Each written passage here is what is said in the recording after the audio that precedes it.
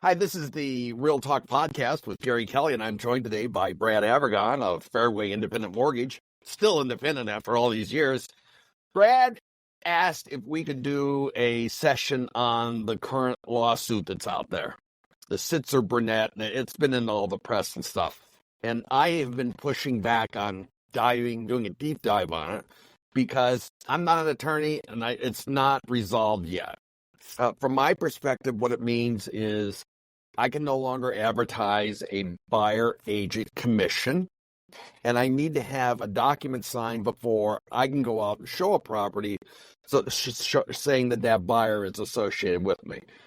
I think that there's a ton more details to be worked out, absolute ton more. But Brad, you wanted to talk about it, and so did your wife. Well, here's what's going on. So everybody that knows, and I'm sure you're experiencing this with every conversation, whether you walk into the diner and they're asking you about what's going on. I go into the diner and people are saying to me, all these years you've been screwing us on commission? Yeah, no. You know, it's all over the press, and I think there's a lot of misconceptions about it. And I think the biggest misconception is that, first of all, that prices are going to drop, because let's assume that everything goes through and as it is, and the settlement goes through, and that as of the middle of July, realtors will no longer be able to offer officially a co-broke fee. The co-broke fee, meaning sharing the commission that they make on a property via a contract. Am I saying that correctly? Because I want to make sure I say it. That's exactly right. For years, one of the bedrocks of the MLS and the National Association of Realtors is that you put things on the MLS to get as much exposure as possible, and then you share in some way the commission. So you advertise that. Doesn't mean it's split, but it's shared in some way. So the first misconception is that prices will drop, and what I would have every person thinking about what they would sell their house for today ask themselves is: would you sell your house for less money because you didn't have to pay a co-broke fee, or would you sell your house for what the market was willing to bear, and you would maximize that extra difference in profit to yourself? And I think the honest answer is that most people would choose to maximize their profit. They have less expenses, so they're going to make a little bit more money. I want to point out one thing on that. When people are going in and they're doing comparables or comparative sales, the comparative sales have the selling and the buying agent fees already baked in. So you're comparing to that number. So I don't see anyone going and saying, well, now that that's in there, I need to back off my sales price, my list price by X percent. That's not going to happen. The other thing, Brad, and this starts to talk to your business, is right now, those fees can be baked into the mortgage. Okay? The commissions are baked into the mortgage. I can't do that. Figure that. I want to make sure. When you buy a house, and there's a 5% commission that's being paid, the buyer can get part of that, of all of it, covered as a part of the cost of the house. Right, it's part of the purchase price, but it's now it won't be part of the purchase price. Right. And well, who's going to pay that? The idea is the buyer is going to reach into their pocket. Well, I don't know, Brad. I'm going to be dramatic for a second. Yeah. I have enough maybe for dinner tonight. I don't have enough for a commission on a house.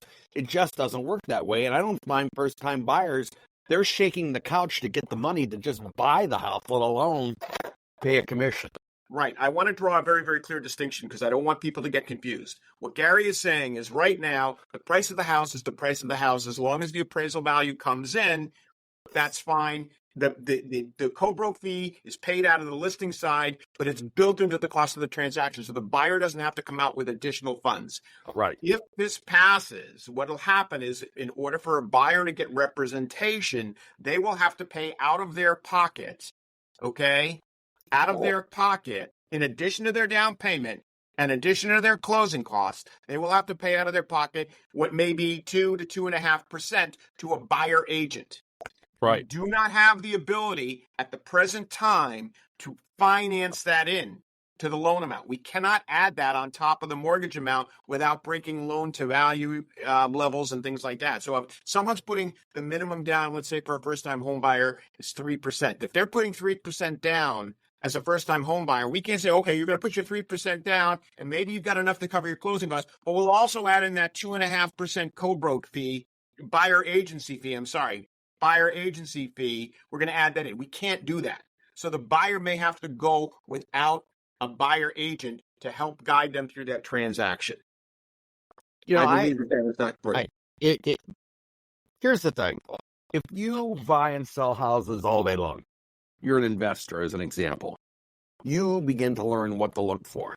And you begin to learn what things cost. And so if you see a sagging roof line, you know to go up on the roof, look for cracked rafters, that kind of stuff. And based on that, you can determine to fix that what it's going to take. If you're a first-time buyer, you may not have a clue. May not have a clue at all. You know, people going in, they look at a house and they'll see in the attic some black or graying panels on the roof. Well, that's most likely, without testing, that's most likely mold. And when people hear mold, they run. Well, mold can be dealt with. Anything in a house can be dealt with. It's cost. Cost is what it boils down to. And if there's mold in a house, it can be dealt with. The only thing I've heard that really throws a pipe wrench into everything is you've got this cement that's out in central Mass and up to southern New Hampshire where the foundations are crumbling. That's an expensive problem. That's jack the house up, replace the foundation. That's a bigger deal. My point is solely this. If you're a first-time buyer, you need to understand what a big deal is and what a little deal is. And if you're a first-time buyer and you have not done this before and you don't have a home inspector or someone else looking over your shoulder, you may not know what to even look for, let alone determine if it's a big deal or a little deal. In many cases, if not most cases, first-time home buyers, I believe, have turned to you and people like you and I and said, look, I really want this house. They go into a house, they fall in love. I really want this house. Can I waive this? Can I waive that? Can I waive my home inspection? Because we're in a competitive market. I want to get this house. It's multiple bids. What can I do? Okay. And I think they really have to understand what they're doing, whether they're waiving a home inspection, if they're going to waive a mortgage contingency, what does that mean? Because it can be very, very harmful for them. The other thing is you talk about going into houses. There are houses that you and I have been in where the house looked dressed up. What I call putting a little lipstick on a pig. The house looked dressed up. It looked beautiful. And you and I saw structural issues with that house to the point that we turned the buyer around and said, no, this is not a keeper. I've had instances where I have looked at buyers and I've said, here's what I'm seeing, blah, blah, blah. If you want to write an offer on the house, I will do so. But you need to know that I think our best thing to do right now is to turn around and run. And like they look at me like, one guy said, we were actually in the home inspection. And this was a house that had addition after addition after addition after addition put on in a non-workmanlike manner. And I said to the guy, the inspector was picking up on all of this stuff. And the guy started to get upset. And I said, listen, you want a big house. So if you look at the total square foot on this house, it's large. But it's the house that Jack built. It's not put together in a way. It's not a house that's appropriate for someone of your stature. So we stopped the home inspection. And we actually went on and got the guy a house in the same town. And it was proper house, built appropriately. And they lived quite happily until the house had a fire, which is another whole story. But my point, Brad, is I've seen a lot, but I'm not a home inspector. But I certainly, often, not always, able to point out and say, listen, you're going to want to have a home inspector look at that. Right. Right. Get a second set of eyes on that.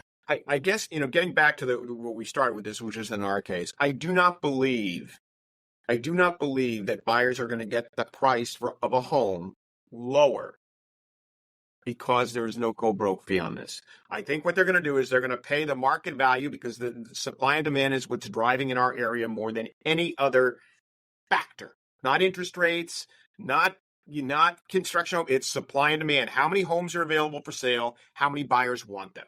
That's what's driving this market. And my concern is that buyers will sacrifice certain things without representation, which they may not have. First-time home buyers, particularly, if the seller's not paying for it. And I we'll see what goes down. But that's my belief. The NAR thing came out of a number of buyers being unhappy that they bought a house and they paid for a buyer agent fee, et cetera, as a part of the deal.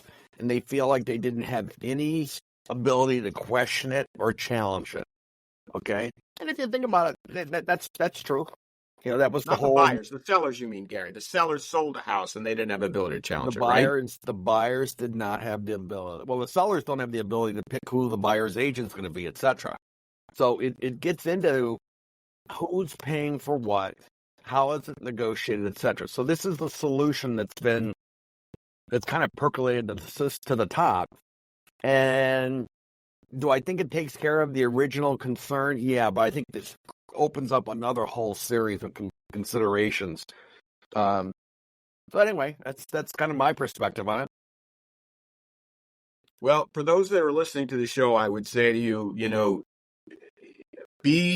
first of all, if you have questions about this subject, feel free to reach out to Gary or I on it. We can talk about it but this is an ongoing case. This is not carved in stone yet. It's not settled yet, but it certainly, I think the point that the press is putting out, the media is putting out, is not really the complete story. So I think you want to hear it from other people. You don't have to call Gary out. You can seek other people as well, but really look behind the scenes and ask yourself, is it really going to result in lower prices? I don't think they are. Is it going to result in first-time home buyers being in a precarious position and having to pay more for adequate counseling? Probably. And so just understand that going into it.